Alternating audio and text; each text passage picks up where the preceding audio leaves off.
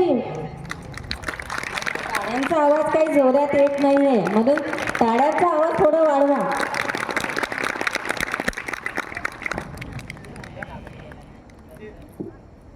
Very good Priyanka, खूप छान.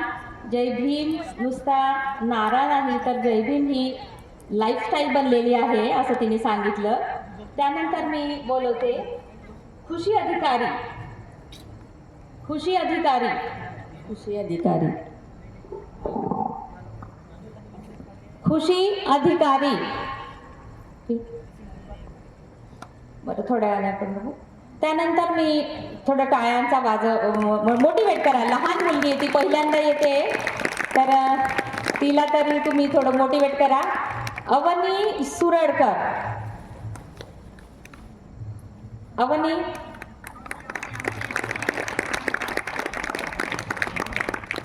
सगळ्या मुलांनो जोरात टाळी वाजवा. धीमाने अवनी अवनी अवनी आवनी आवनी टाळ्या वाजवा.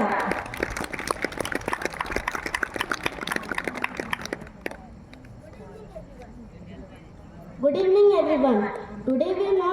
Today we gather just not to remember a man, but to celebrate a legacy. The legacy of Dr. Ambedkar, the architect of Indian Constitution. His contribution extends far beyond the legal and constitutional frameworks he helped shape. Let us strive to create a society where everyone is treated with respect and dignity, where their rights are protected, and where they have the opportunity to reach their full potential. Let us remember his words. Education will remove all the evils from society. Let us continue to learn from his teaching and work towards building a society where everyone has the opportunity to succeed. Thank you. Jai Bhim.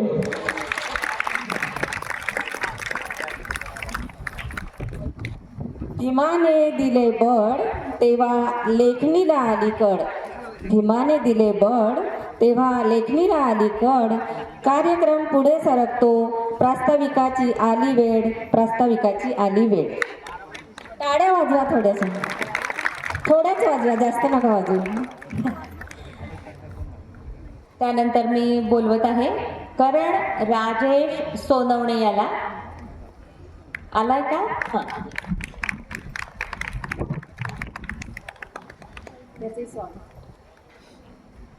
टाळ्या वाजत राहिल्या पाहिजे. जेव्हा मुलं येतात ना तेव्हाही टाळ्या वाजवा, आणि ती मुलं जातात तेव्हाही टाळ्या वाजवत राहा, त्यांना आनंद होईल.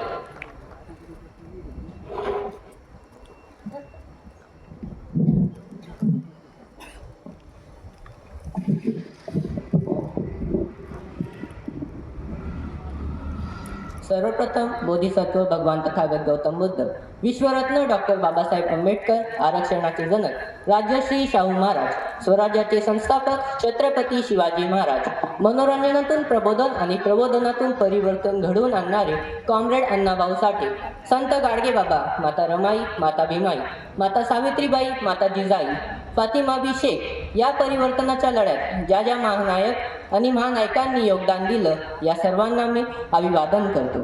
तसेच आज महात्मा फुले यांची जयंती. महात्मा ज्योतिराव फुले हे महाराष्ट्रातील एक सामाजिक कार्यकर्ते, समाज सुधारक, विचारवंत, जातीविरोधक आणि लेखक होते.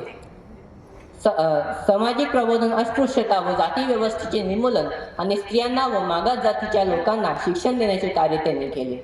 मागास जातीच्या मुलामुलींना शिक्षण देण्याचे त्यांनी ठरवले. यामुळे सामाजिक भेदभाव कमी होईल असे निश्चित अनुमान होते. आज शिक्षण ही काळाची गरज झालेली आहे.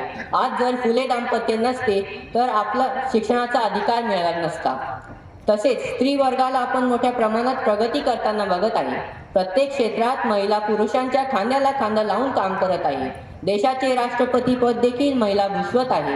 अशा अनेक पदांवर महिलांनी आपले वर्चस्व निर्माण केले आहे, आणि हे फक्त महात्मा फुले आणि सावित्रीबाई फुले या फुले दाम्पत्यामुळे शक्य झाले आहे.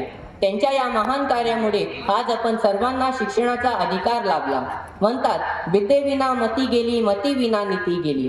विद्येविना मती गेली, मती विना नीती गेली, नीती विना गती गेली, गती विना वित्त गेले, वित्त विना शूद्र खचले, इतके अनर्थ एका अविद्येने केले. Education is the primary requirement of man and women. म्हणून बहुजन समाजाने शिक्षणावर मोठ्या प्रमाणात भर दिला पाहिजे. जर आपण शैक्षणिकदृष्ट्या प्रगत झालो तर आपला समाज हा आर्थिकदृष्ट्या सक्षम बनल्याशिवाय राहणार नाही. पुन्हा एकदा महात्मा फुले जयंतीनिमित्त शुभेच्छा देतो आणि इथेच थांबतो. जय भीम, जय संविधान, जय भारत.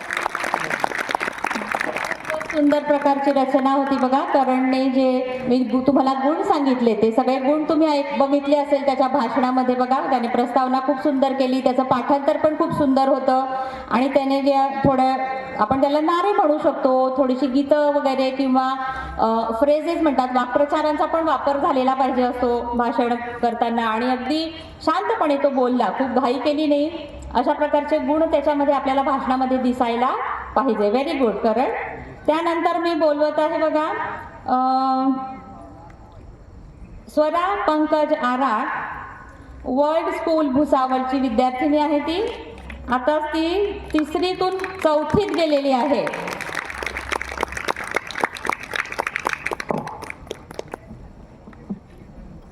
Very good. हे बघा सावित्री ज्योती है ना, क्रांती ज्योती.